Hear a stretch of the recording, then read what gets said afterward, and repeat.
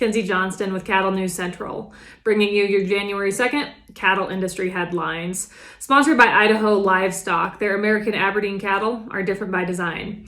Aberdeens are smaller, more efficient cattle, allowing producers to feed less and run 20 to 30% more cattle, something that you can't do with large frame 1,400 to 1,500 pound cows. This results in more calves to sell, which equates to a more profitable bottom line. It's all about pounds per acre, not pounds per animal. For efficient calving specialist bulls, check out Idaho Livestock from Hayden, Idaho, and also Mitchell, Nebraska. Go ahead and contact Dean Pike. He is the program manager at 303-810-7605, or head on over to www.idlivestock.com.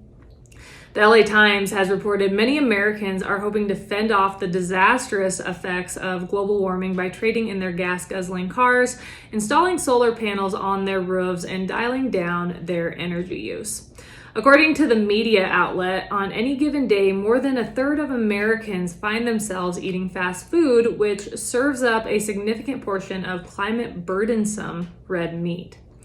In a study published last week in the Journal of the American Medical Association, pretty big deal, researchers polled more than 5,000 adults nationwide to gauge whether placing climate impact labels on fast food menus might persuade customers to make more environmentally friendly choices. The study found customers were 23% less likely to order red meat at a fast food restaurant if the menu had labels warning that those meals had a negative effect on the climate. So basically, if there were labels up there misinforming the consumer, that's all it is. Furthermore, the study found customers were almost 10% more likely to order a more climate-friendly option, such as fish or chicken, if those items had labels promoting them as climate-friendly.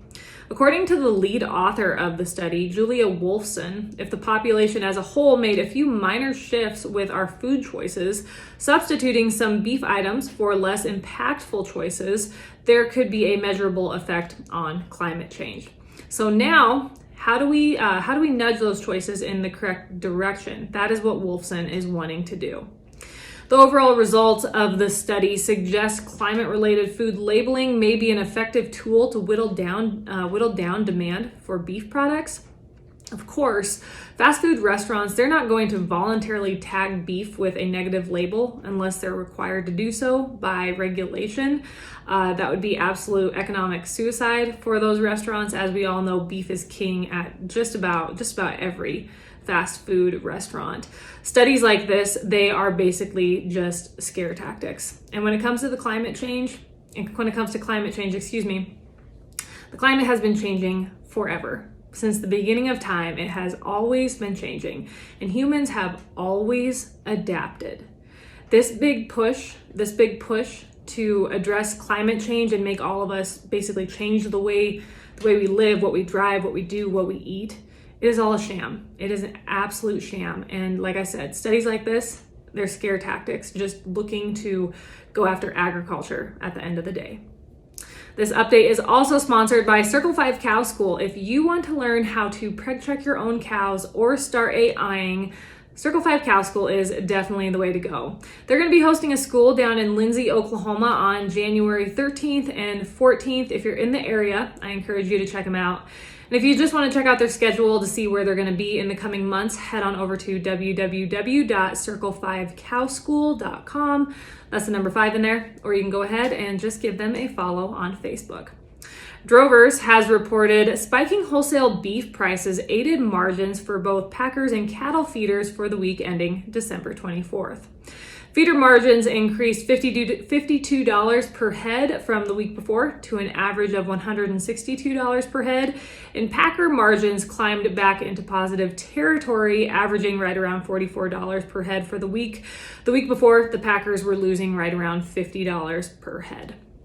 Meeting Place has reported U.S. beef exports to East Asia had a record year back in 2021, and in 2022, they had an even stronger year.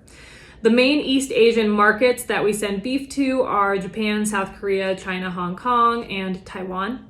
During 2022's first 3 quarters, the value of beef exports to those markets was $6.6 billion, a 22% increase compared to the same period in 2021.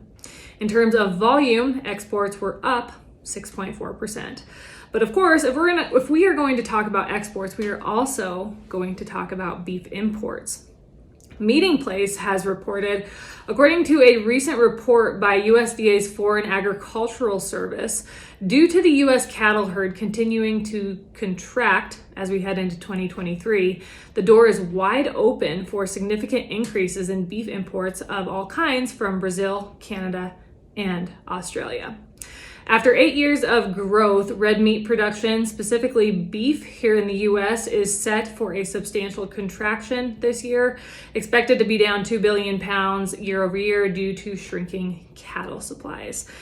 And of course, with this situation, packers will find it much easier to just import beef rather than pay up for fat cattle.